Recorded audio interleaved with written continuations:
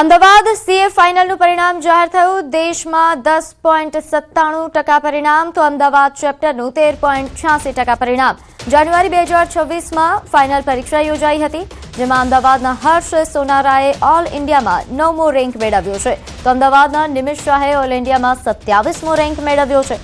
અમદાવાદના centre group 1માં 872 વિદ્યાર્થીઓએ પરીક્ષા આપી હતી, જેમાંથી 178 પાસ થયા, જ્યારે અમદાવાદ સેન્ટરના ગ્રુપ 2માં 406 વિદ્યાર્થીઓએ પરીક્ષા આપી હતી, જેમાં 18 વિદ્યાર્થીઓ પાસ થયા છે. સીએ ઇન્ટર પત્યા પછી ડે 1 થી જ મેં સીએ ફાઇનલની તૈયારી ચાલુ કરી દીધી હતી. જેકેશા ક્લાસીસ હું રોજ અટેન્ડ કરતો હતો. 3 કલાકના લેક્ચર્સ હતા. સો 2 વર્ષ સુધી કોન્સ્ટન્ટલી અટેન્ડ કર્યા અને છેલ્લા 1 વર્ષમાં કોન્સ્ટન્ટ રિવિઝન્સ જેટલા થઈ શકે એ હું ટ્રાય કરતો હતો. મહેનત માટે મેં ક્લિયર કરેલું કે મારે એક્ઝામ લીવ પર જવું એની પહેલાં મારે બધા સબ્જેક્ટને એકવાર લેક્ચર જોઈ લેવા છે, અને પાછળના જે 6 મહિના સ્ટડી લીવ મળે છે એમાં મને પહેલાંના 3 મહિના મારે ફર્સ્ટ રિવિઝન પર ફોકસ કરું છું, જેમાં હું કન્સેપ્ચ્યુઅલ ક્લેરિટી અને બધા સબ્જેક્ટ ઇન ડેપ્થ ભણીશ. પાછળના 3 મહિના જેટલા વધારે રિવિઝન થઈ શકે એટલા બધા રિવિઝન કરવા હતા. પંચમહાલના મોરવા હડફ ખાતે પંચાયત બેઠકોની ફાળવણી મુદ્દે બક્ષીપંચ સમાજમાં ભારે રોષ ફેલાયો છે. અનામત બેઠકોની નવી ફાળવણીમાં વસ્તી ધોરણ મુજબ યોગ્ય પ્રતિનિધિત્વ ન મળ્યાનો આક્ષેપ કરવામાં આવ્યો છે. આ મામલે મોરવા હડફના સરપંચો અને પંચાયત સભ્યોએ ઉગ્ર રજૂઆત કરી અધિક કલેક્ટરને આવેદનપત્ર સુપ્રત કર્યું હતું. અગ્રણીઓએ જણાવ્યું કે સામાજિક અને શૈક્ષણિક રીતે પછાત વર્ગ સાથે અન્યાય થયો છે, જેના કારણે બારિયા સમાજમાં પણ નારાજગી વ્યાપી છે. યોગ્ય સુધારો નહીં થાય તો બક્ષીપંચ સમાજે ચૂંટણીમાં અસર બતાવવાની ચીમકી ઉચ્ચારી. એસટી સીટ કરવામાં આવી છે, ત્યાં એસટીના કોઈ કેન્ડિડેટ પણ આપણને મેળવવા હોય તો મેળવી શકે એવી પરિસ્થિતિ આજે મોરવા તાલુકામાં નથી. બીજા અમારા શેરા અને ગોધરા એ તાલુકામાં અમને થોડો ન્યાય મળ્યો છે, પણ મોરવામાં સતત અમારા વસ્તીના ધોરણે બક્ષીપંચને મોટો અન્યાય થયો છે. માનનીય કલેક્ટર સાહેબે અમને ઘટતું કરવાની વાત કરી છે. અમે ભારતીય જનતા પાર્ટીની વિચારધારામાં એમના અમે માનીએ છીએ, ત્યારે અમારા ભારતીય જનતા પાર્ટીના શ્રેષ્ઠ નેતૃત્વ પ્રદેશના પ્રમુખ સુધી અમારા ચૂંટાયેલા આગેવાનોને પણ મળીશું. પંચમહાલ જિલ્લાની જે અમારી બક્ષીપંચની અનામત સીટ 27 જે મળવી જોઈએ એ 10 સીટોની જગ્યાએ જે 8 સીટો મળી છે, એમાં 2 સીટોનો પણ ઘટાડો છે.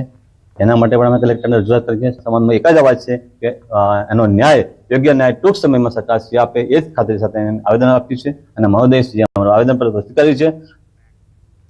તો બનાસકાંઠામાં મધ્ય પૂર્વમાં યુદ્ધની સ્થિતિ વચ્ચે બનાસકાંઠાની યુવતી સહિત 58 લોકો દુબઈમાં ફસાયા. ટીવી સિરિયલમાં સાઇડ રોલ કલાકાર છાયાબેન પરમાર ઇવેન્ટ માટે દુબઈ ગયા હતા. અબુધાબી એરપોર્ટ પરથી 1 માર્ચની રિટર્ન ફ્લાઇટ છેલ્લી ઘડીએ રદ કરવામાં આવી. કુલ 120 વ્યક્તિઓના ગ્રુપમાંથી 58 લોકો ફ્લાઇટ રદ થતાં ભારત પરત ન આવી શક્યા. મૂળ બનાસકાંઠાના જાત ગામનો પરિવાર દીકરીની સલામતીને લઈને ચિંતાતુર બન્યો છે. ટેલિફોનિક સંપર્ક બાદ તમામ લોકો હાલ સુરક્ષિત હોવાની પરિવારે માહિતી આપી. તો છેલ્લા 3 વર્ષથી મુંબઈમાં કલાકાર તરીકે કામ કરતી હતી છાયા, જે 22 ફેબ્રુઆરીએ દુબઈ ગઈ હતી. મારી છોકરી બોમ્બે રહેતી હતી, સિરિયલમાં કામ કરતી હતી સાઇડ રોલમાં, અને ઇવેન્ટ માટે દુબઈ ગઈ હતી. અને 1 તારીખની ટિકિટ હતી, પણ યુદ્ધ થઈ ગયું એટલે ટિકિટ કેન્સલ થઈ ગઈ. એટલે મોદી સાહેબના હિસાબે અત્યારે ત્યાં રહેવા કરવાની સગવડ મળી ગઈ. પણ હવે સાહેબની વિનંતી છે કે વિમાન ચાલુ કરાવી ને મારી છોકરી આનંદ બધાને લઈ દે. બનાસકાંઠાના અને મારી છોકરી સિરિયલમાં ઇવેન્ટનું કામ કરે છે, છોટા મોટી મજૂરી. અમારે કોઈ કમાવા વાળું નથી, એટલે અમારી છોકરી માટે અમારા બધા વાજે ગાજર છે, એટલા માટે અમે એને કામથી બહાર મોકલી છે, પણ અમને ખબર નથી અને એવી પરિસ્થિતિ આવી ગઈ છે. તો હવે હું સરકાર સાહેબની વિનંતી કરું છું કે મારી છોકરી જલ્દી અમને રૂપિયામાં જાય. રાજકોટના જેતપુરમાં સાડી ઉદ્યોગના પ્રદૂષણનો મુદ્દો ફરી એકવાર ગરમાયો છે. કોંગ્રેસના નેતા કરસન બાપુ ભાદરકાએ આગામી 11 માર્ચથી સાડી ઉદ્યોગના બેફામ પ્રદૂષણ સામે મહાઆંદોલનની જાહેરાત કરી છે. ત્યારે ન્યૂઝ 18 ગુજરાતીની ટીમે ગ્રાઉન્ડ ઝીરો પર જઈને ભાદર નદીના આસપાસના વિસ્તારનું રિયાલિટી ચેક કર્યું, જેમાં ભયાવહ સ્થિતિ સામે આવી છે. સાડી ઉદ્યોગના પ્રદૂષણના કારણે રબારિકા અને કેરાડી ગામ પાસે નદીમાં ખુલ્લેઆમ ઝેરી કેમિકલયુક્ત લાલ પાણી અને સફેદ ફીણ છોડવામાં આવી રહ્યા છે. રિયાલિટી ચેકમાં સામે આવ્યું કે ધોલાઈ ઘાટ પરથી સીધું જ પ્રદૂષિત પાણી નદીમાં ભળી રહ્યું છે અને તેની અસર ભાદરબેથી પોરબંદરના સખાઈ ગામ સુધી જોવા મળી રહી છે, જેના કારણે ખેતીની જમીન બંજર બની રહી છે. સ્થાનિક માલધારીઓના જણાવ્યા મુજબ ઝેરી પાણી પીવાથી પશુઓના મોત થઈ રહ્યા છે અને ચામડીના રોગો ફેલાઈ રહ્યા છે. ખેડૂતોના કૂવા અને બોરવેલમાંથી પણ લાલ પાણી નીકળવા લાગ્યું છે, જેના કારણે વિસ્તારમાં રોષ ફેલાયો છે.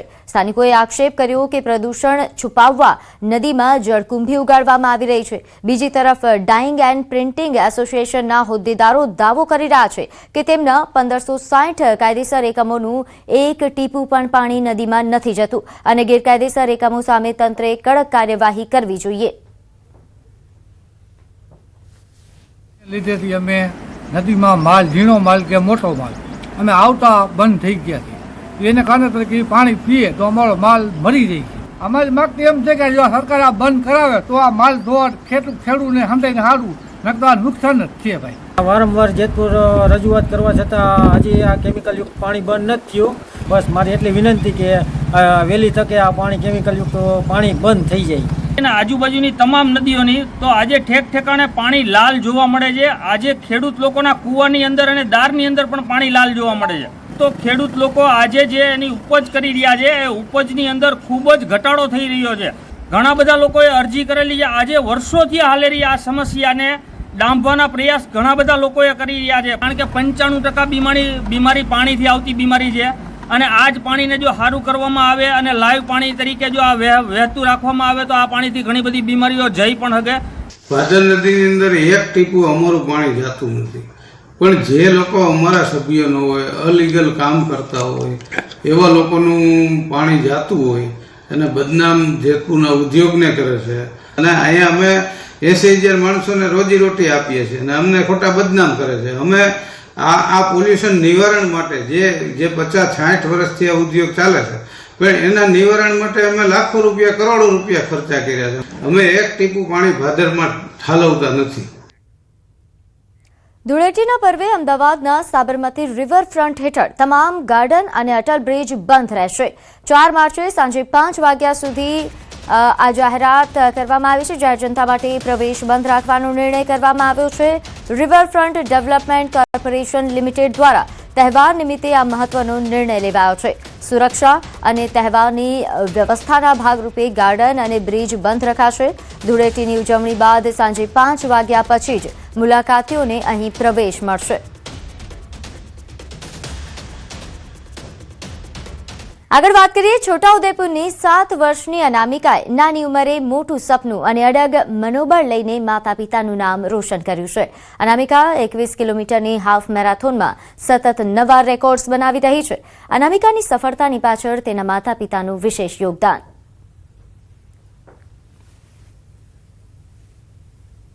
करती है इसकी प्रेरणा मुझे फिट इंडिया मूवमेंट के तहत जो हमारे आदरणीय प्रधानमंत्री मोदी जी हैं, उन्होंने फिट इंडिया मूवमेंट का एक नारा दिया हुआ है कि हमारा देश और हमारी यंग जनरेशन और हमारी पूरी पीढ़ी स्वस्थ रहे, अच्छे से रहे. और मैं ये भी बताना चाहता हूँ कि मेरी बेटी ने 21 किलोमीटर मैराथन 3 बार कर चुकी है. यही सपना है कि मेरी बेटी भारत की तरफ से ओलंपिक में पार्टिसिपेट करे 21 किलोमीटर का. और जितना कम टाइम में ये निकालेगी 21 किलोमीटर, मुझे उतनी ही खुशी होगी. और हम अगर मेरी बेटी वहां तक पहुंची तो सभी का सहयोग, और यहाँ तक भी अगर वो मेरी बेटी पहुंची तो बहुत सारे लोगों का सहयोग है. मेहनत का जो रिजल्ट मिल रहा है कि मेरी बेटी आगे बढ़ रही है, तो वो मेहनत तो मैं कंटिन्यू करती रहूंगी जब उसको ओलंपिक तक मुझे आगे लेके जाना है भारत की तरफ से. તાજેતરમાં અનામિકાએ ગાંધીનગર ગિફ્ટ સિટીમાં હાફ મેરેથોનમાં ભાગ લઈ નવો રેકોર્ડ બનાવ્યો. માતા પિતાનો સહકાર અને કોચની ટેકનિકલ તાલીમથી અનામિકા સતત આગળ વધી રહી છે અને હવે અનામિકાની નજર ઓલિમ્પિકના મંચ પર છે. અનામિકા પાસે એનો સ્ટેમિના ભરપૂર છે. એને લોંગ ડિસ્ટન્સમાં મેં એને તૈયાર કરી રહ્યો છું અને સારું એવું કરી રહી છે. એના મધર ફાધર ડાયટનો બી ખ્યાલ રાખી રહ્યા છે. હું પોતે બી એને ધ્યાન આપું છું અને હાલમાં એ 2-3 મહિનાથી 21 કિલોમીટર હાફ મેરેથોનમાં ભાગ લેતી આવી રહી છે. गांधीनगर गई थी, दौड़ने को अच्छा लगा था, मैदान बना था, मुझे मजा आया था दौड़ने में, दौड़ने को बहुत अच्छा लगा था. गोल्ड मेडल लाना? मैं गोल्ड मेडल लाने थी, देश का नाम रोशन करूंगी। હવે આગળ વાત ભક્તિ, ભીડ અને ભરોસાની।